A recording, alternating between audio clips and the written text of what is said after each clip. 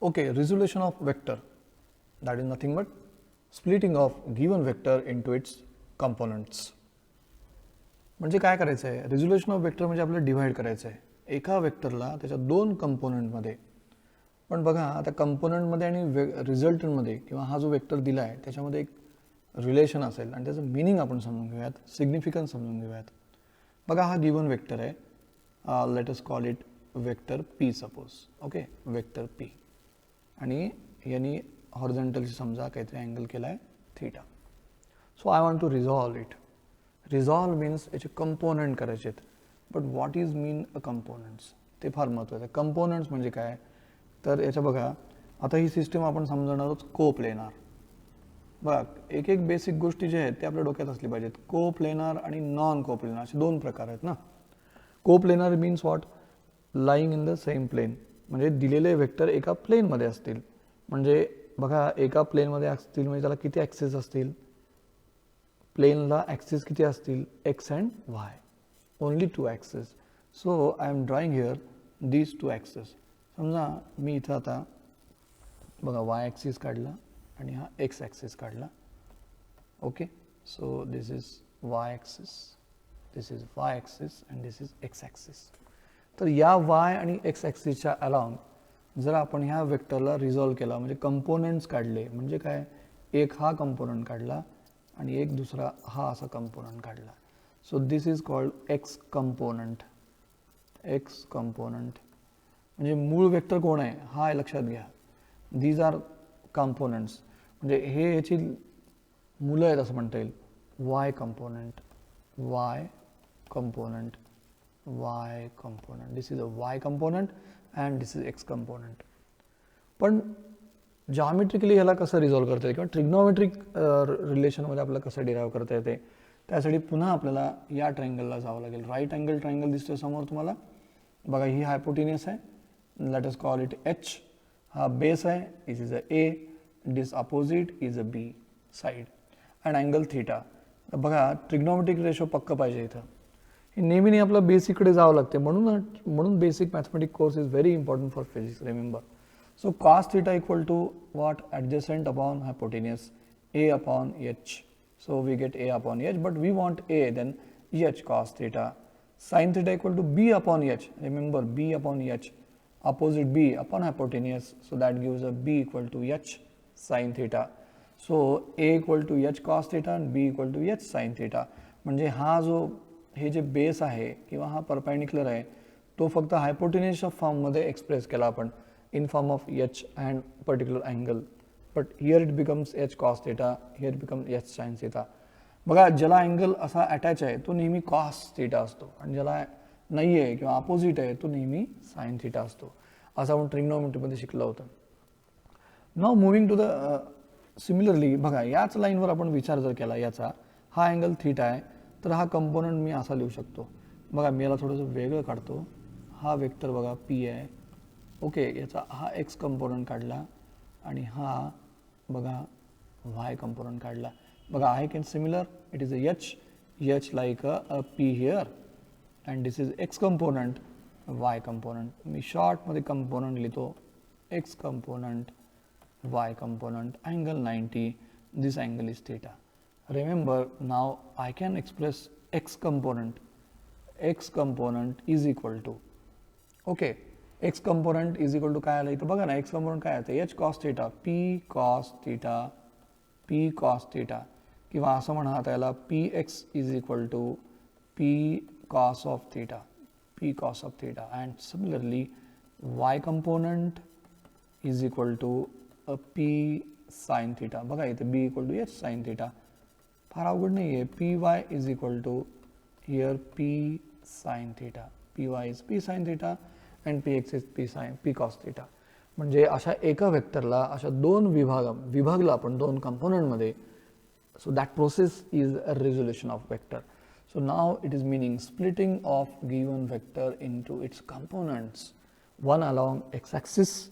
Just note down what is the resolution of vector. Resolution of vector is a splitting of given vector into its components, one along x-axis, one along y-axis. आता कोणी म्हणेल z axis का बरं नाही घेतलाय, आपली जी system आता सध्या आपण शिकतोय ती कोप्लेनार आहे. जर कोप्लेनार असेल तर त्याला दोनच ॲक्सिस असतील, one is x other is why. जर ही सिस्टीम नॉन कोप्लेनार असेल, दॅट इज अनदर थिंग, मग त्यावेळी तिसरा ॲक्सिस येईल, झेड ॲक्सिस, आणि त्यावेळी त्याचे 3 कंपोनंट असतील. म्हणजे any how either you can resolve a given vector into its 2 components in coplanar system, and you can resolve given vector in 3 components in case of non-coplanar system.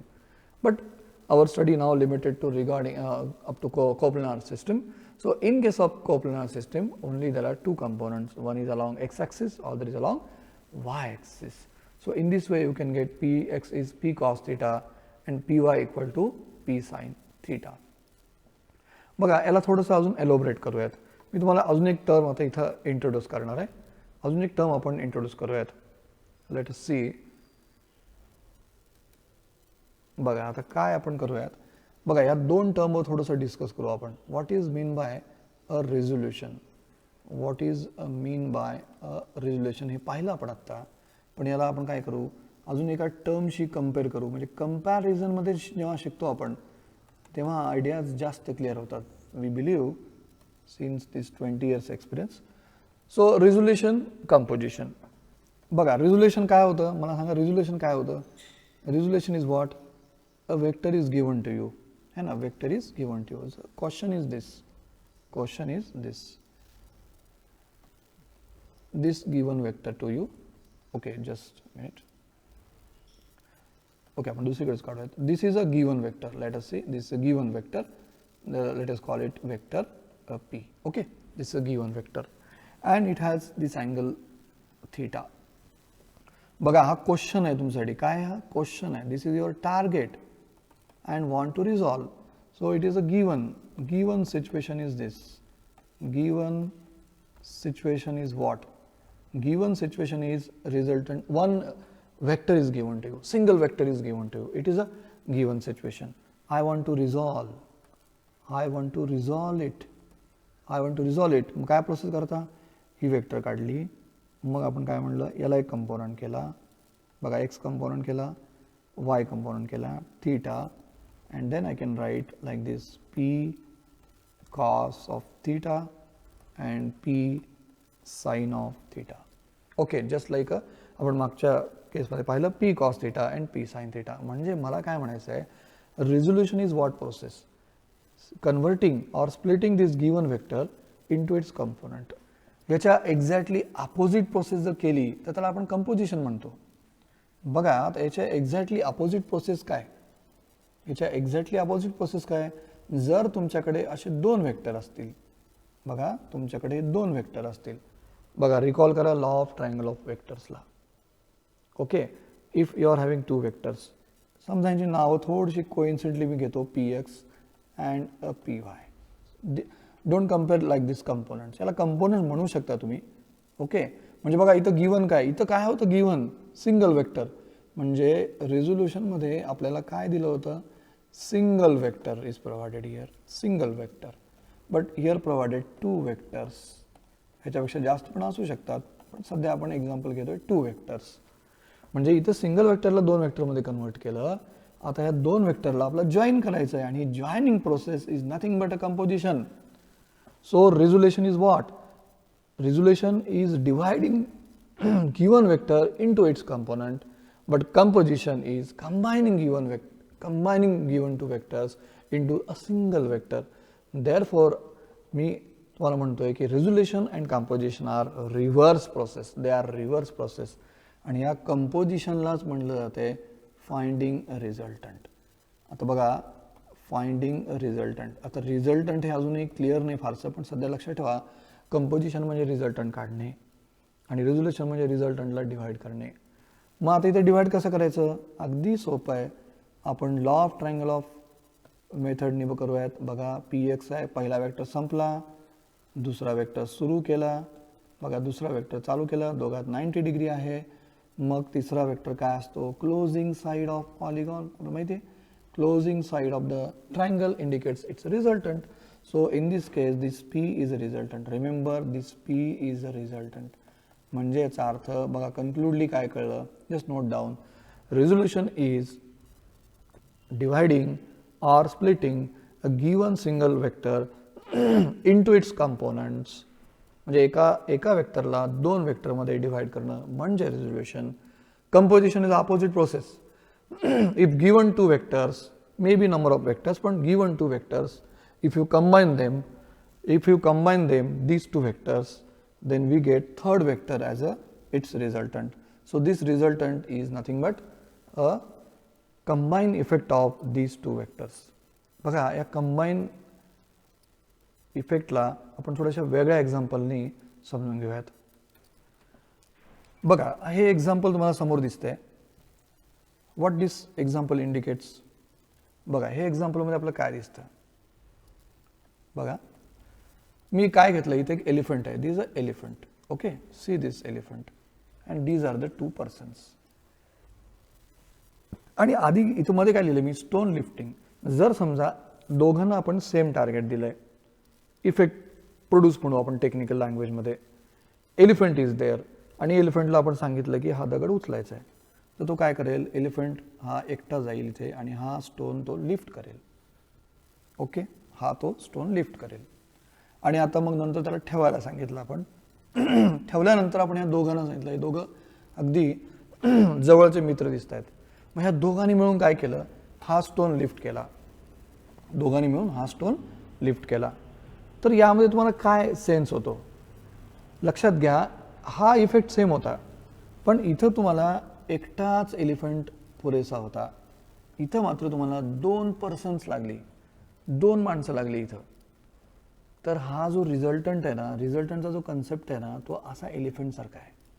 म्हणजे काय की हा जो इफेक्ट आहे, सेम इफेक्ट प्रोड्यूस मला करायचा असेल, same effect मला प्रोड्यूस करायचा असेल, तर मला इथं दोन माणसं लागत आहेत आणि इथं मला एक एलिफंट लागतोय.